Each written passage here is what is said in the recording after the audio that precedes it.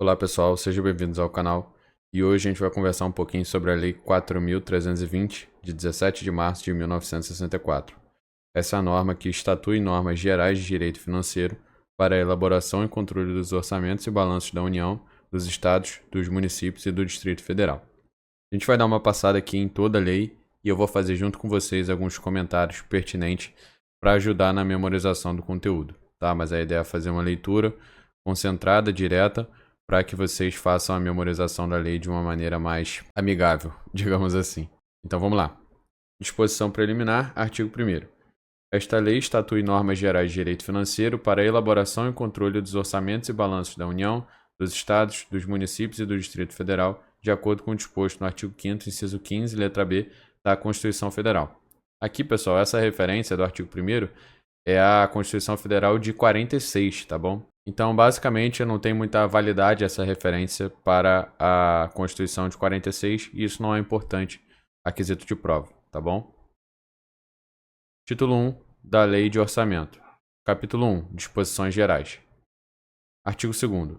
A Lei do Orçamento conterá a discriminação da receita e despesa de forma a evidenciar a política econômica financeira e o programa de trabalho do governo, obedecidos os princípios de unidade, universalidade e anualidade.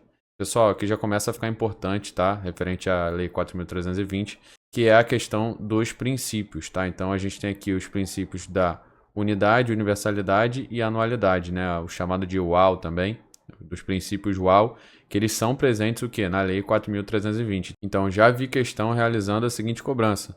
Quais são, dos princípios abaixo, quais princípios estão ligados à Lei 4.320? Então, diretamente dessa forma, tá bom?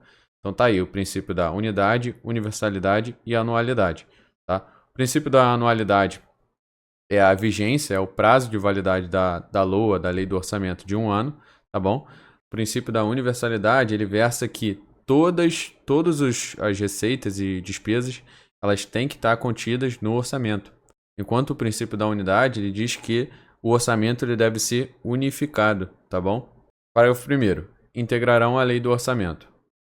Inciso 1. Sumário geral da receita por fonte e da despesa por funções do governo. Então esse também é um item muito importante de prova, ó, receita por fonte e despesa por funções. Inciso 2. Quadro demonstrativo da receita e despesa segundo as categorias econômicas. Inciso 3. Quadro discriminativo da receita por fontes e respectiva legislação. 4. Quadro das dotações por órgãos do governo e da administração. Parágrafo 2º. Acompanharão a Lei de Orçamento. Quadros demonstrativos da receita e planos de aplicação dos fundos especiais. 2. Quadros demonstrativos da despesa na forma dos anexos 6, de número 6 ao 9. Inciso 3. Quadro demonstrativo do Programa Anual de Trabalho do Governo, em termos de realização de obras e de prestação de serviços. Artigo 3º. A Lei de Orçamento compreenderá todas as receitas, inclusive as de operações de crédito autorizadas em lei. Então, a LOA compreenderá todas as receitas, inclusive as operações por aro. Parágrafo único. Não se consideram para fins deste artigo as operações de crédito por antecipação da receita, as emissões de papel-moeda e outras entradas compensatórias no ativo e passivo financeiros. Essas daqui, pessoal, também são chamadas comumente de extra-orçamentárias, tá? Por isso que elas não têm essa caracterização da LOA. Então, o que está dizendo aqui é o seguinte: não se consideram para fins deste artigo. Qual artigo? O artigo 3º, que diz que na Lei do Orçamento conterá todas as receitas, inclusive as operações de crédito. Então, não se considera para fins deste artigo as operações de crédito por aro, que é uma modalidade de receita extra-orçamentária, as emissões de papel-moeda e outras entradas compensatórias no ativo e passivo financeiros, tá bom? Então ela já entra, a extra-orçamentária, né? Ela já entra com uma obrigação de pagamento, né? Entra uma receita junto com uma obrigação de pagar, tá ok? Artigo 4º. A Lei de Orçamento compreenderá todas as despesas próprias dos órgãos do governo e da administração centralizada, ou que, por intermédio deles, se devam realizar, observando o disposto no artigo 2º. Artigo 5º. A Lei de Orçamento não consignará dotações globais destinadas a atender indiferentemente a despesas de seu pessoal, material, serviços de terceiros, transferências ou quaisquer outras, ressalvado o disposto no artigo 20 e seu parágrafo único. Ou seja, pessoal, o que está dizendo esse artigo 5º? Ele está dizendo que deve haver especificidade no orçamento, tá? Então, não haverá, a lei do orçamento não consignará dotações globais destinadas a atender indiferentemente a despesas de pessoal, material, serviços terceiros, enfim. Ou seja, você não vai ter lá um recurso, um valor destinado a atender a despesas como um todo. Ah, não, vai estar tudo junto de pessoal, material? Não, tem que haver especificidade, tá? Artigo 6º. Todas as receitas e despesas constarão da LOA pelos seus totais, vedadas quaisquer deduções. Esse artigo 6º ele também é um princípio, tá, pessoal, que é importante de decorar, tá? Então vou ler de novo o artigo 6º. Todas as receitas e despesas constarão da LOA pelos seus totais, vedadas quaisquer deduções, tá? Então não pode haver dedução, tem que estar lá pelo bruto, tanto a receita como a despesa. Parágrafo 1º. As cotas de receitas que uma entidade pública deva transferir a outra, incluir-se-ão como despesa no orçamento da entidade obrigada à transferência e como receita no orçamento da que as deva receber. Aqui, né, não tem muito mistério, né? Tem lógica. Parágrafo 2º. Para cumprimento do disposto no parágrafo anterior, o cálculo das cotas terá por base os dados apurados no balanço do exercício anterior àquele em que se deve elaborar a proposta orçamentária do governo, obrigado à transferência. Artigo 7º. A lei de orçamento poderá conter autorização ao executivo para. Então, poderá conter. Sempre importante gravar esses comandos, né? Então, a LOA poderá conter autorização ao executivo para abrir créditos suplementares até determinada importância, obedecidos às disposições do artigo 43. Realizar em qualquer mês do exercício financeiro operações de crédito por aro para atender à insuficiência de caixa. Parágrafo 1º. Em caso de déficit, a lei do orçamento indicará as fontes de recursos para que o Poder Executivo fique autorizado a utilizar para atender a sua cobertura. Parágrafo 2º. Produto estimado de operações de crédito e de alienação de bens imóveis somente se incluirá na receita quando umas e outras forem especificamente autorizadas pelo Poder Legislativo, em forma que juridicamente possibilite ao Poder Executivo realizá-las no exercício. Ou seja, pessoal, tanto as operações de crédito quanto a alienação de bens imóveis, elas só poderão ser utilizadas como receita se houver a autorização explícita do Poder Legislativo, tá? Então, se houver autorização específica do Poder Legislativo para tal. Então, não é, por exemplo, se chegar um determinado órgão, ele vai lá, vai vender um imóvel do poder público e vai usar aquilo ali como receita e acabou, porque tem todo um controle, né? Principalmente nessa questão de alienação de bens imóveis, para que essa venda seja efetiva e para que o poder público ele não perca patrimônio, né? E esse dinheiro, entre aspas, suma, né? Para despesas ali do dia a dia, esse dinheiro acabe sumindo. Então tem todo um cuidado. Então não é sair vendendo e sair usando como receita, tá? Então tem que haver autorização específica do Poder Legislativo em forma que juridicamente possibilite ao Poder Executivo realizar tanto essa venda, né, a alienação de bens imóveis, quanto a operações de crédito. Ok? Parágrafo 3º. A autorização legislativa a que se refere o parágrafo anterior, no tocante a operações de crédito, poderá constar da própria LOA. Tá? Então, a gente já viu que a LOA, a Lei de Orçamento, ela poderá conter autorização para o Executivo abrir crédito suplementar até determinada importância. Tá? Então, lembrando que esse é um crédito suplementar. E aí, né, se tratando dessa operação específica, é claro que não precisa de uma nova autorização do Legislativo. Se constar da própria LOA, a LOA já vai ser autorizada pelo Poder Legislativo mesmo, então já fica uma autorização implícita ali, digamos assim, né? E lembrando, só a critério de observação, né? Esses créditos são suplementares. Então, existem os créditos suplementares, existem os créditos especiais e existem os créditos extraordinários. Os créditos que já constam da LOA são os suplementares. Tá bom? Artigo 8º. A discriminação da receita geral e da despesa de cada órgão do governo ou unidade administrativa a que se refere o artigo 2º, parágrafo 1º dos incisos 3 e 4, obedecerá à forma do anexo 2. Parágrafo 1º. Os itens da discriminação da receita e da despesa mencionados nos tais artigos serão identificados por números de código decimal. Parágrafo 2º. Completarão os números do código decimal referido no parágrafo anterior os algarismos caracterizadores da classificação funcional da despesa. Parágrafo 3º. O Código Geral estabelecido nesta lei não prejudicará a adoção de códigos locais. Então esse aqui nunca vi cair dessa forma aqui, tá, pessoal? Da descrição literal. Capítulo 2. Esse aqui que eu digo, o artigo 8º, tá bom? Vamos seguir.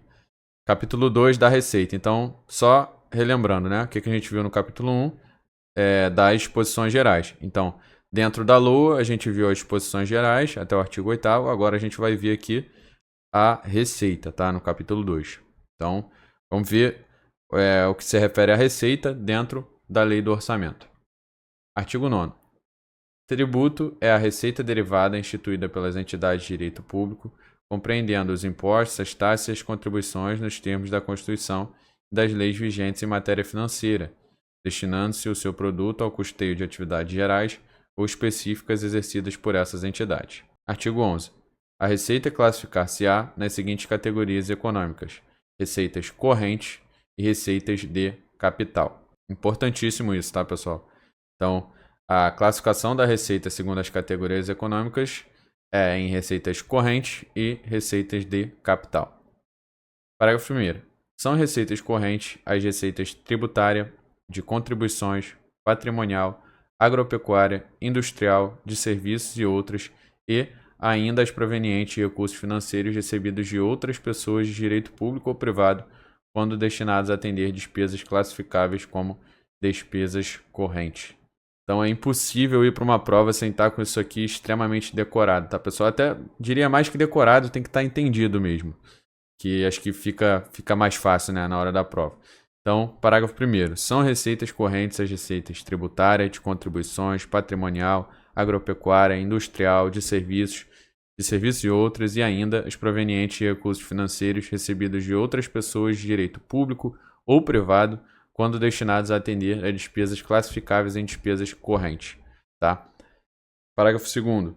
São receitas de capital agora as provenientes da realização de recursos financeiros oriundos de constituição de dívidas, da conversão em espécie de bens e direitos, os recursos recebidos de outras pessoas de direito público ou privado destinados a atender despesas classificáveis em despesas de capital e ainda o superávit do orçamento corrente.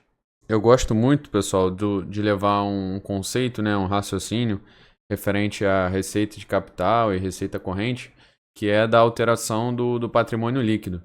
Tá? Eu acho essa ideia bem interessante e que ajuda a diferenciar a receita de capital, a receita corrente. Se bem que depois vocês vão ler tanto isso aqui que vocês vão decorar, né? Mas a questão da alteração do patrimônio líquido é a seguinte: a receita corrente ela vai alterar o seu patrimônio líquido, enquanto a receita de capital não. Então, as duas receitas elas vão alterar a disponibilidade financeira, mas alterar o patrimônio líquido, de fato, ou seja, em relação ao que você estaria enriquecendo mesmo, de fato, adquirindo recursos, é a receita corrente, a principal delas. Então, por exemplo, é a receita vinda de tributos, de contribuições, a patrimonial, a agropecuária, industrial, de serviços, né? O poder público prestando um serviço vai receber a receita. Então, e todas as demais, né, que venham atender despesas correntes. Já as receitas de capital, veja só, acho que o mais fácil de entender é essa aqui, ó, é a constituição, é a conversão em espécie de bens e direitos. Então, você pegar um determinado imóvel, ele valia tanto, ele valia 1 milhão, você foi lá e vendeu o imóvel, você ficou com 1 milhão. Então, você tinha 1 milhão em edificação, agora você vai ter 1 milhão líquido, né, em disposição ali para você utilizar desse dinheiro. Então, o que alterou foi ali a liquidez do recurso, mas você não teve alteração do patrimônio líquido. Então, gosto desse conceito para ajudar também a diferenciar essa questão, né, da receita corrente e a receita de capital, mas tenham em mente que é extremamente importante estar com isso aqui decorado na literalidade, porque às vezes eles trocam uma palavrinha ou outra, tá bom? Então, vamos seguir.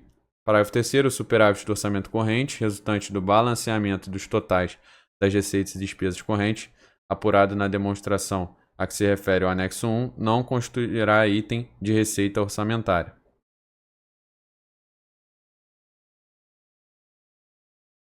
Aqui é uma questão para não haver dupla contabilidade, tá, pessoal? Então, acho que é importante decorar aqui a literalidade, né, de entender que, primeiro, que o superávit do orçamento corrente ele vai entrar na receita de capital e entender que ele não constituirá item de receita orçamentária, tá?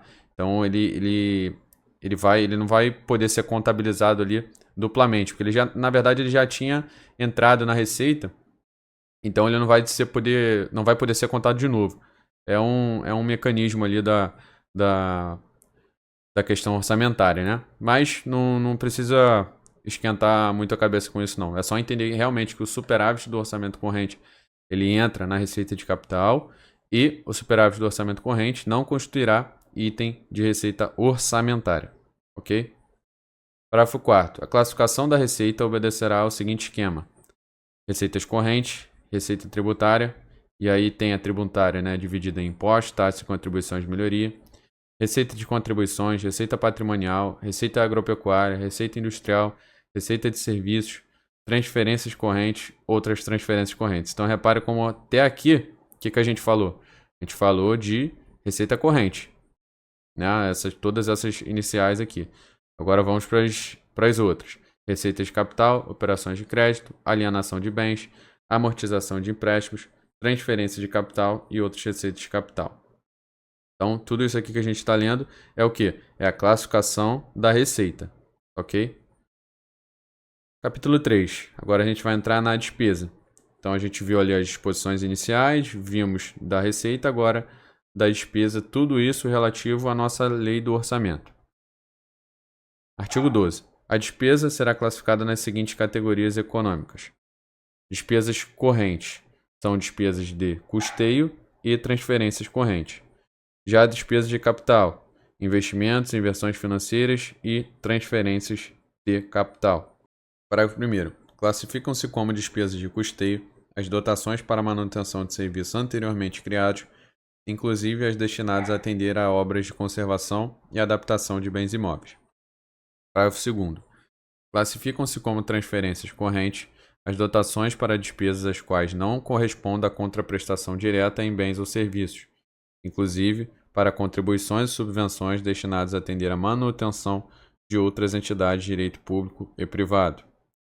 Parágrafo 3º. Consideram-se subvenções, para os efeitos desta lei, as transferências destinadas a cobrir despesas de custeio das entidades beneficiadas, distinguindo-se como. Então, isso aqui também é importantíssimo, tá? Quais são as espécies de subvenções que a gente tem?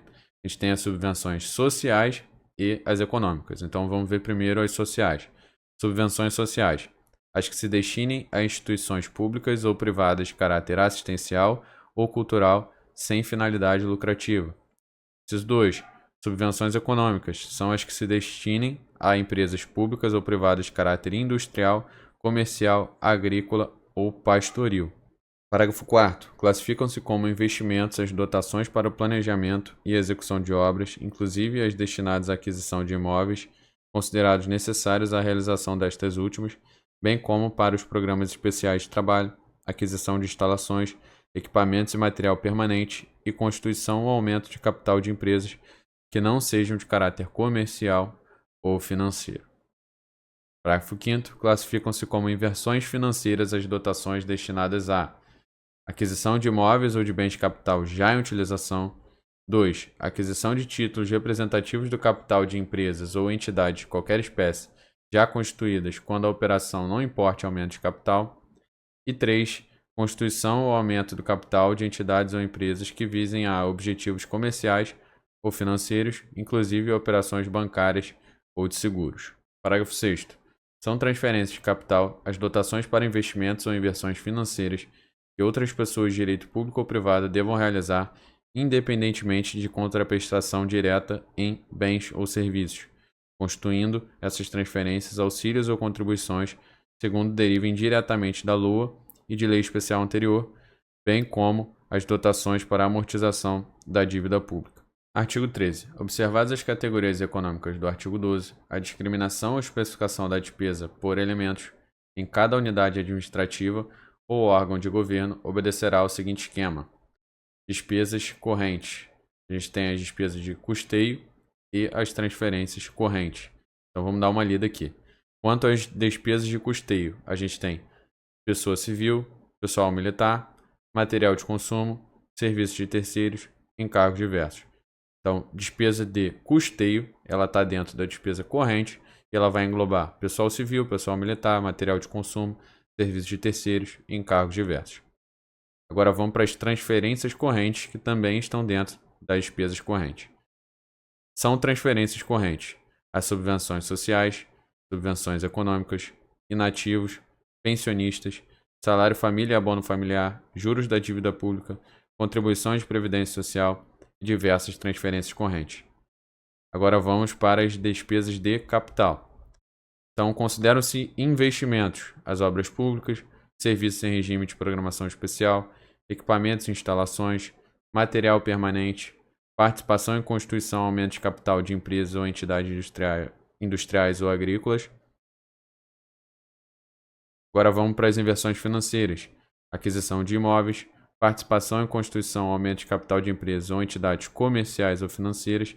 Então repare como é parecido com o de cima, né? Tem que decorar que na parte das inversões financeiras, a participação, constituição no aumento de capital deve ser de entidades comerciais e financeiras. Já relativo a investimentos, você tem que ter a participação, constituição, aumento de capital em entidades industriais ou agrícolas, tá? Voltando aqui para as inversões financeiras, a gente tem aquisição de títulos representativos de capital de empresas em funcionamento, constituição de fundos retroativos, concessão de empréstimos e diversas inversões financeiras. Agora vamos para as transferências de capital. Amortização da dívida pública, auxílios para obras públicas, auxílios para equipamentos e instalações, auxílios para inversões financeiras e outras contribuições. Então, repara, né? Falou de auxílio, a gente está dentro ali da transferência de capital, se estiver dentro desse tema aí, né? Falou de auxílio, pensa logo em transferência de capital. A gente tem aí três espécies de auxílios, né? Auxílio para obras públicas, auxílio para equipamentos e instalações, auxílio para inversões financeiras. Então, repare, inclusive, como é sensível para confundir até com a questão do investimento, né? Porque a gente tem como despesa de capital de investimento as obras públicas. Agora, a gente tem como despesa de capital, de transferência de capital, o auxílio para obras públicas. Então, uma coisa é o auxílio para obras públicas, outra coisa são as obras públicas de fato, tá? Então, tem que decorar aí mesmo, pessoal. Não tem jeito que o auxílio ele está ligado à transferência de capital. E ali o termo livre, né, entre aspas, as obras públicas, elas estão ligadas a investimentos. Beleza? Artigo 14. Constitui unidade orçamentária ou agrupamento de serviços subordinados ao mesmo órgão ou repartição a que serão consignadas dotações próprias. Parágrafo único. Em casos excepcionais, serão consignadas dotações a unidades administrativas subordinadas ao mesmo órgão. Então, pessoal, esse artigo 14, esse parágrafo único, né, eles estão falando ali das famosas UOs, né, das unidades orçamentárias. Então, constitui uma unidade orçamentária ou agrupamento de serviços subordinado ao mesmo órgão ou repartição a que serão consignadas as dotações. Então, a gente vai falar mais à frente dessa questão da dotação, da descentralização orçamentária e financeira, mas isso é tema mais para frente, para vocês entenderem melhor como que funciona nessa destinação de recursos para a unidade orçamentária. Tá? Então vamos seguir. Artigo 15. Na LOA, a discriminação da despesa far-se-á, no mínimo, por elementos. Então decora, esse termo também é importante, tá, pessoal, esse artigo. Artigo 15. Na lei de orçamento, a discriminação da despesa far-se-á, no mínimo, por elementos.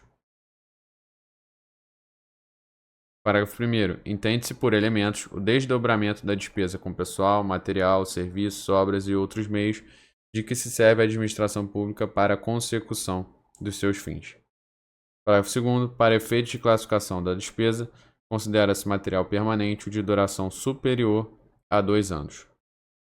Então, considera-se material permanente o de superior a 2 anos. Por que ele está dizendo isso aqui? Porque a gente viu aqui, ó, que na classificação da despesa, a gente tem aqui a aquisição do material permanente, tá vendo? Então, o que seria esse material permanente para entrar como investimento? Bom, ele teria que ser um material com duração superior aí a 2 anos, tá? Senão, obviamente, ele pode entrar como de despesa de custeio, né? Despesa corrente ali do dia a dia. E não como material permanente, como investimento. Ok? Só, a gente vai entrar aqui na seção 1, referente às despesas correntes, tá? Para falar primeiramente aí das transferências correntes. Antes de continuar, gostaria de que, se pudesse, deixa o like aí. Se não for inscrito no canal, se inscreve também. Eu estou sempre postando conteúdo sobre concursos, também sobre desenvolvimento pessoal, motivação. Você vai encontrar bastante coisa legal aqui. Espero que você esteja gostando do conteúdo, tá bom? Então vamos seguir. Das subvenções sociais. Artigo 16. Fundamentalmente, e nos limites das possibilidades financeiras, a concessão de subvenções sociais visará a prestação de serviços essenciais de assistência social, médica e educacional, sempre que a suplementação de recursos de origem privada aplicados a esses objetivos revelar-se mais econômica. Parágrafo único. O valor das subvenções, sempre que possível, será calculado com base em unidades de serviços efetivamente prestados ou postos à disposição dos interessados, obedecidos os padrões mínimos de eficiência previamente fixados. Artigo 17. Somente a instituição cujas condições de funcionamento forem julgadas satisfatórias pelos órgãos oficiais de fiscalização serão concedidas subvenções. É lógico, né, pessoal? Só se as condições da empresa forem julgadas satisfatórias, tá? As condições de funcionamento. Lembrando que as subvenções são para despesa de custeio, tá ok? Das subvenções econômicas. Artigo 18. A cobertura dos déficits de manutenção das empresas públicas, de natureza autárquica ou não, far-se-á mediante subvenções econômicas expressamente incluídas nas despesas correntes do orçamento da União, do Estado, do município ou do Distrito Federal. Parágrafo único. Consideram-se igualmente como subvenções econômicas as dotações destinadas a cobrir a diferença entre os preços de mercado e os preços de revenda pelo governo de gêneros alimentícios ou outros materiais. B. As dotações destinadas ao pagamento de bonificações a produtores de determinados gêneros ou materiais. Então a gente já viu, tem até um mnemônico, né, das econômicas, que é o PASSE, né? Pastoril, agrícola, comercial e industrial. Então as subvenções econômicas estão muito atreladas a isso. Então, quando a gente vê, né, que o governo ele pode baixar o valor de algum item, né, por meio dele mesmo estar realizando o pagamento para que a população pague menos em algum desses itens, é uma espécie de subvenção, tá bom? Artigo 19. A Lei de Orçamento não consignará ajuda financeira a qualquer título à empresa de fins lucrativos, salvo quando se tratar de subvenções cuja concessão tenha sido expressamente autorizada em lei especial.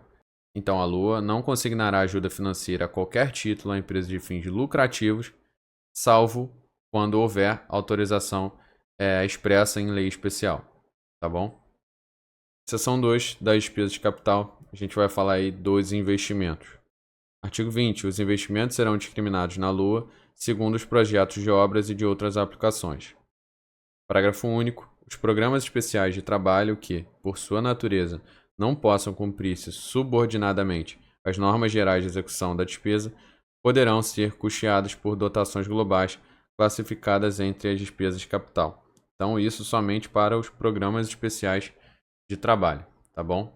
Porque, no geral, a gente viu que deve haver especificidade, tá, pessoal? Não, cada dotação ela tem que estar muito bem especificada, muito bem atrelada ao seu item, né, que será custeado, tá bom? Das transferências de capital. Artigo 21. A Lua não consignará auxílio para investimentos que se devam incorporar ao patrimônio das empresas privadas de fins lucrativos. Então, a Lua não consignará auxílio para investimentos que se devam incorporar ao patrimônio das empresas privadas de fins lucrativos. Então, faz sentido total, né, pessoal? Não seria, você estaria em enriquecimento, você estaria usando recurso público para enriquecer, né, uma empresa privada. Não faz sentido, né? Parágrafo único. O disposto neste artigo aplica-se às transferências de capital à conta de fundos especiais ou dotações sob regime excepcional de aplicação. Agora a gente vai ver referente à proposta orçamentária, tá? Então a gente vai entrar no título 2 que é a proposta orçamentária. Esse título 1 a gente estava falando tudo sobre a lei do orçamento. Agora a gente entra no título 2, na proposta orçamentária. Capítulo 1, conteúdo e forma da proposta orçamentária. Então aqui já, ao meu ver, entra uma parte bem chata, tá? Mas a gente vai ver aqui, vai ler na literalidade para ir se acostumando com os termos e internalizando, né? Artigo 22. A proposta orçamentária que o Poder Executivo encaminhará ao Poder Legislativo nos prazos estabelecidos nas Constituições e nas leis orgânicas dos municípios, compor-se-á de: inciso 1. Mensagem, que conterá exposição circunstanciada da situação econômico-financeira, documentada com demonstração da dívida fundária flutuante, saldos de créditos especiais, restos a pagar e outros compromissos financeiros exigíveis. Exposição e justificação da política econômico-financeira do governo, justificação da receita e despesa, particularmente no tocante ao orçamento de capital. 2. Projeto de lei do orçamento, né? Tem que ter o PELOA. 3. Tabelas explicativas, das quais, além das estimativas de receita e despesa, constarão em colunas distintas e para fins de comparação. Aí vamos ver os termos aqui. Letra A. A receita arrecadada nos 3 últimos exercícios anteriores àquele em que se elaborou a proposta. Então, a receita arrecadada nos 3 últimos exercícios. B. A receita prevista para o exercício em que se elabora a proposta. É claro, né? C. A receita prevista para o exercício a que se refere a proposta. Também é claro, né? Letra D. A despesa realizada no exercício imediatamente anterior. E a despesa fixada para o exercício em que se elabora a proposta. E também a despesa prevista para o exercício a que se refere a proposta. Então tem uma comparação interessante aqui, né? Quando a gente fala da receita, a gente tem que colocar nas tabelas explicativas a receita arrecadada nos 3 últimos exercícios. Então, nos 3 exercícios anteriores àquele em que se elaborou a proposta. Então, vamos supor que você enviou o PELOA em 2010, vou colocar aqui aleatório, né? 2010 foi enviado o PELOA pro ano de 2011, né? Que vai entrar em vigor do ano de 2011. Beleza. Então, ele tem que ter a receita de quais anos aqui? 2009, 2008, 2007, né? Dos 3 anos anteriores em que se elabora a proposta. Isso é da receita, tá? Já da despesa, a gente viu aqui tudo o quê? Tudo referente a um ano, né? A despesa realizada no exercício imediatamente anterior. Então, tem essa diferença aí de detalhamento, né? A receita, 3 exercícios anteriores, no exercício em que se elabora e no exercício em que ela será utilizada de fato. Já a despesa é só do exercício imediatamente anterior, do ano em que se elabora a proposta, né? Claro que a previsão, né? O ano não está concluído, e a despesa prevista para o exercício a que se refere a proposta, para o próximo ano. Beleza? E além disso, o inciso 4, especificação dos programas especiais de trabalho, custeados por dotações globais, em termos de metas visadas, decompostas em estimativa do custo das obras a realizar e dos serviços a prestar, acompanhadas de justificação econômica, financeira, social e administrativa. Então, no grosso aqui, né, pessoal? No bruto, né, a proposta, qual é o conteúdo e a forma da proposta orçamentária? Tem que ter a mensagem, tem que ter o projeto em si, propriamente dito, tem que ter as tabelas explicativas e a especificação dos programas especiais de trabalho. Por que tem que ter a especificação dos programas especiais de trabalho, pessoal? Porque a gente já viu que esses programas especiais eles têm certas facilitações, né? Então isso pode ser um problema ali, um gatilho, né, para algum mau uso de recurso público. Então tem que ser muito bem explicado. Aí está dizendo aqui que ele tem que especificar os programas especiais de trabalho custeados por dotações globais. Parágrafo único. Constará da proposta orçamentária para cada unidade administrativa descrição sucinta de suas principais finalidades, com indicação da respectiva legislação. Que a gente viu, né, que essas unidades administrativas elas vão estar contidas na nossa unidade orçamentária, tá? Na nossa UO. Capítulo 2 da elaboração da proposta orçamentária. Seção 1ª das previsões plurianuais. Artigo 23. As receitas e despesas de capital serão objeto de um quadro de recursos e de aplicação de capital, aprovado por decreto do Poder Executivo, abrangendo, no mínimo, um triênio. Parágrafo único. O quadro de recursos e de aplicação de capital será anualmente reajustado, acrescentando-lhe as previsões de mais um ano, de modo a assegurar a projeção contínua dos períodos. Artigo 24. O quadro de recursos de aplicação de capital abrangerá: inciso 1. As despesas e, como couber, também as receitas previstas em planos especiais aprovados em lei e destinados a atender a regiões ou a setores da administração ou da economia. 2. As despesas à conta de fundos especiais e, como couber, as receitas que hoje constituam. 3. Em anexos, as despesas de capital das entidades referidas no título 10 desta lei, com indicação das receitas respectivas, para as quais forem previstas transferências de capital.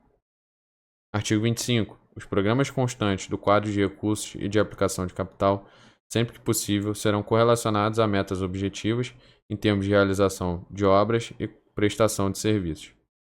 Parágrafo único. Consideram-se metas os resultados que se pretendem obter com a realização de cada programa. Artigo 26. A proposta orçamentária conterá o programa anual atualizado dos investimentos, inversões financeiras e transferência previstos nos quadros de recursos de aplicação de capital. Então, pessoal, não menosprezem esse capítulo aqui, essa seção das previsões plurianuais e do quadro de recursos de aplicação de capital. É bem chato, eu particularmente acho bem chato essa parte aqui, mas é um trecho pequeno e cai, tá? Eu já vi cair algumas questões aí desse quadro de recursos de aplicação de capital, tá bom? Então, se for necessário, volta e lê de novo, escuta de novo. Aliás, essa videoaula aqui, você tem que assistir ela pelo menos umas 3 vezes, tá bom? Assisti-la pelo menos umas 3 vezes, para ajudar aí a decorar, né? Então vamos seguir. Das previsões anuais. Artigo 27. As propostas parciais de orçamento guardarão estrita conformidade com a política econômico-financeira, o programa anual de trabalho do governo e, quando fixado, o limite global máximo para o orçamento de cada unidade administrativa. Artigo 28. As propostas parciais das unidades administrativas, organizadas em formulário próprio, serão acompanhadas de: inciso 1. Tabelas explicativas da despesa, sob a forma estabelecida no artigo 22. Inciso 2. Justificação pormenorizada de cada dotação solicitada, com a indicação dos atos de aprovação de projetos e orçamento de obras públicas, para cujo início ou prosseguimento ela se destina. Artigo 29. Caberá aos órgãos de contabilidade ou de arrecadação organizar demonstrações mensais da receita arrecadada segundo as rúbricas, para servirem de base à estimativa da receita na proposta orçamentária. Parágrafo único. Quando houver órgão central de orçamento, essas demonstrações ser-lhe-ão submetidas mensalmente, né? Como no caso da União, a gente tem a SOF. Artigo 30. A estimativa da receita terá por base as demonstrações a que se refere o artigo anterior, a arrecadação dos 3 últimos exercícios, pelo menos, bem como as circunstâncias de ordem conjuntural e outras que possam afetar a produtividade de cada fonte de receita. Então a gente já viu até essa questão, né, da receita, da estimativa de receita com a arrecadação dos 3 últimos exercícios, né, dos 3 exercícios anteriores. Artigo 31. As propostas orçamentárias parciais serão revistas e coordenadas na proposta geral, considerando-se a receita estimada e as novas circunstâncias. Título 3. Da elaboração da Lei de Orçamento. Artigo 32. Se não receber a proposta orçamentária no prazo fixado nas constituições ou nas leis orgânicas dos municípios, o Poder Legislativo considerará como proposta a lei de orçamento vigente. Então é isso mesmo, não vai o poder ficar sem orçamento, né? Não vai o órgão ficar sem orçamento. O que vai ser considerado vai ser a lei que está em vigor, né? No caso do ano vigente. Artigo 33. Não se admitirão emendas ao projeto de lei do orçamento que visem a alterar a dotação solicitada para a despesa de custeio, salvo quando provada nesse ponto inexatidão da proposta, conceder dotação para o início de obra cujo projeto não esteja aprovado pelos órgãos competentes, c. conceder dotação para instalação, funcionamento de serviços que não estejam anteriormente criados, e d. conceder dotação superior aos quantitativos previamente fixados em resolução do Poder Legislativo para a concessão de auxílios e subvenções. Título 4. Do exercício financeiro. Artigo 34. O exercício financeiro coincidirá com o ano civil. Artigo 35. Pertencem ao exercício financeiro as receitas nele arrecadadas as despesas nele legalmente empenhadas. Então isso aqui também é muito importante, tá, pessoal, que diz referente ao regime de execução da receita e da despesa. Então a despesa ela é realizada em regime de competência, enquanto a receita ela é realizada em regime de caixa. Tá? Então por isso que a gente considera que pertencem ao exercício financeiro as receitas nele arrecadadas, ou seja, no momento da arrecadação, e quanto às despesas, são as despesas nele legalmente empenhadas. Tá? Então é a partir do fato gerador que se considera a despesa, e não de quando o dinheiro, o recurso, realmente foi desembolsado. Tá bom? Artigo 36. Consideram-se réis a pagar as despesas empenhadas, mas não pagas, até o dia 31 de dezembro, distinguindo-se as processadas das não processadas. Parágrafo único. Os empenhos que correm à conta de créditos com vigência plurianual que não tenham sido liquidados só serão computados como réis a pagar no último ano de vigência do crédito. Então, se tem aí, né, a vigência de 4 anos, né, se é um crédito de vigência de 4 anos, ele só vai entrar como réis a pagar, obviamente, no último ano, tá? Ele não vai ficar entrando em réis a pagar todo ano. Que a ideia dos réis a pagar é justamente uma despesa empenhada, mas não paga. Seja o serviço tendo sido já executado, mas não foi conferido, ou não, né? Ou o serviço, de repente, não foi nem executado. Beleza? Isso é o que diferencia, inclusive, das processadas ou não processadas. Artigo 37. As despesas de exercício encerrados para os quais o orçamento respectivo consignava crédito próprio com saldo suficiente para atendê-las, que não se tenham processado na época própria, bem como já está a pagar com prescrição interrompida e os compromissos reconhecidos após o encerramento do exercício correspondente, poderão ser pagos a conta de dotação específica, consignada no orçamento, discriminada por elementos, obedecida sempre que possível à ordem cronológica. Artigo 38. Reverte a dotação a importância de despesa anulada no exercício. Quando a anulação ocorrer após o encerramento deste, considerar-se-á a receita do ano em que se efetivar. Artigo 39. Os créditos da fazenda pública, de natureza tributária ou não tributária, serão escriturados como receita do exercício em que forem arrecadados, nas respectivas rúbricas orçamentárias. Parágrafo 1º. Os créditos de que trata este artigo, exigíveis pelo transcurso do prazo para pagamento, serão inscritos na forma da legislação própria como dívida ativa, em registro próprio, após apurada sua liquidez e certeza, e a respectiva receita será escriturada a esse título. Parágrafo 2º. Dívida ativa tributária é o crédito da fazenda pública dessa natureza, proveniente de obrigação legal relativa a tributos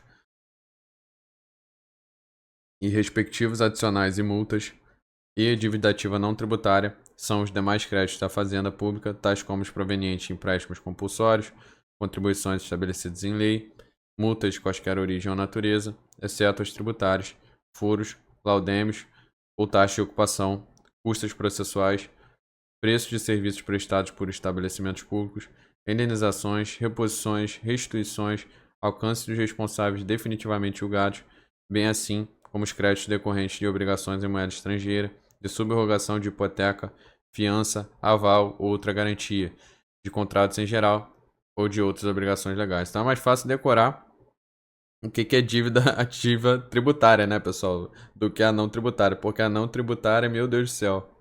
Então vamos gravar aqui que a dívida ativa tributária é o crédito da fazenda pública dessa natureza, ou seja, de natureza tributária, proveniente de obrigação legal relativa a tributos e respectivos adicionais e multas. Tá, então é a dívida de tributo e também as suas multas, né? Os adicionais e as suas multas. Tá bom? Essa é a dívida ativa tributária. Pessoal, desse parágrafo 2º aqui para baixo, até o artigo 39A e seus parágrafos, o custo-benefício é baixíssimo, tá? Então, eu travaria aqui nessa questão da dívida tributária, da dívida ativa tributária. E aqui, essa parte da Fazenda Nacional, fica a leitura particular, mas para 99% de vocês isso aqui não vai ser útil. Então, eu vou pular, tá bom? Para facilitar e diminuir um pouco o tamanho também da videoaula. Então, vamos direto aqui para o título 5, que é dos créditos adicionais. Aí sim, custo-benefício altíssimo para cair em prova. Só que eu vou continuar a leitura desses créditos adicionais numa videoaula da parte 2, beleza? Então a gente vai interromper por aqui e eu vou fazer a parte 2, ela já vai estar aqui para vocês no link abaixo e eu vou deixar na tela para vocês também a continuação, a parte 2, referente à nossa Lei 4.320, tá? Fiquem com Deus, bons estudos e forte abraço.